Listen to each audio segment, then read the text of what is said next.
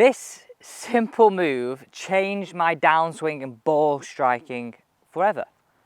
So hi guys, I'm Alex, I'm your PJ golf professional, and today we're talking about how we square this club face in the downswing. Now, if I think of what I see on the golf course right now is something like this shot. 99% of us are losing it high, weak, slicey, and it's just not good for our game.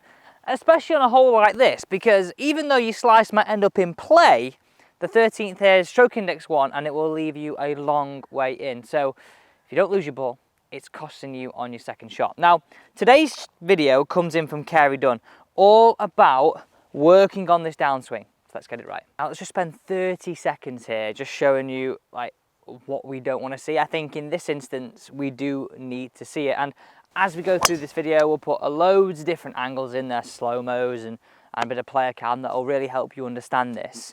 So downswing wise, what I see mostly is knuckles and wrist getting closer together. And for me, it's when a lot of us try and keep and hold that lag, we feel that is the easiest way to do it.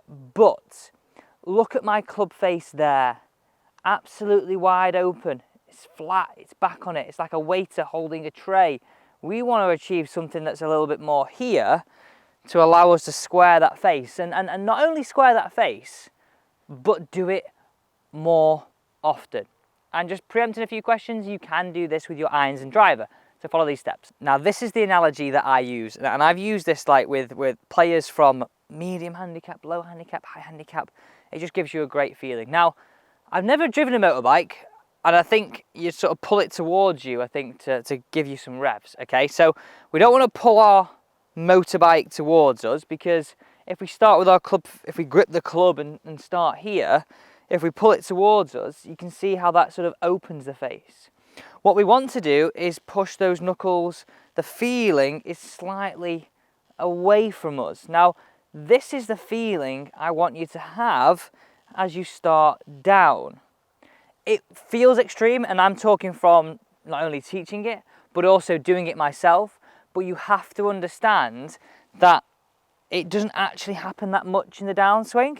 It happens maybe 1 or 2%, and that 1 or 2% is the difference between being wide open and slicey to lovely, lovely straight long shots. Trust me, it might not happen straight away, but you stick with this and it will have a massive effect on your game. So let me just do this one-handed. So if you stay there, we're going to swing to the top and have a look at this in slow-mo. If you can see on slow-mo here on the screen, first version, I'm feeling the knuckles get closer to me, so almost a revving, I think, up the downswing. Okay, have a look at that club face. Last parallel, it is open. Now have a look at the downswing where you can see I'm sort of moving those knuckles away from me, and that helps me get the club face squarer, and then I can rotate and swing onto this golf club. It's not like a last minute save, because so many of us are like last minute saving it like this, and that's why we can go from a round of being good to bad, and we don't want that.